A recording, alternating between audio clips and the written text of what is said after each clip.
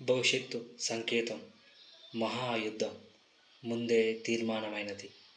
నక్షత్రాలు తలుకునీలుతున్న ఒక విశ్వయుద్ధభూమి. దేవతలు, ఋషులు భూమిని పరిశీలిస్తూ ఒక ఆకాశవాణి ద్వారా మహాభారతం ఘట్టాలు క్రమంగా నడుస్తున్న అనుభూతి.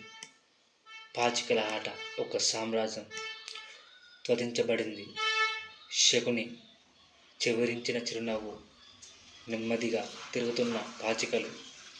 ద్రౌపది ఆశ్చర్యంతో వాక్కు రాక భయపడిన క్షణం.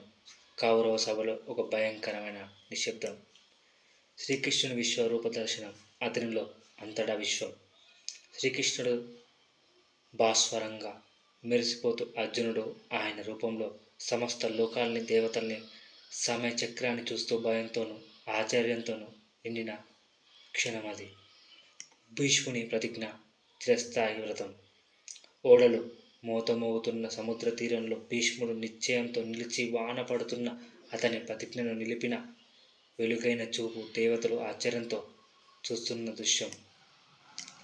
పరశురాముని ఒడిలో కర్ణుని తల నుంచి రక్తం కారుతూ, గురువు రౌద్రంగా తిట్టుతూ, కర్ణుడి బాధతో నిండిన కన్నీటి చూపు.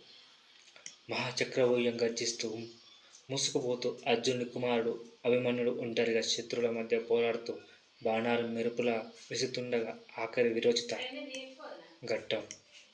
ఆకాశంలో అగ్నిమయ బాణాలు గాలిని చీల్చుతూ, కర్ణుని రథం కింద నేల కదలకుండా కృష్ణుడు అర్జునుడును గైడ్ చేస్తూ ఒక శక్తివంతమైన బాణం సూర్యాస్తమయం నడుమ దూసుకుపోతున్నప్పుడు.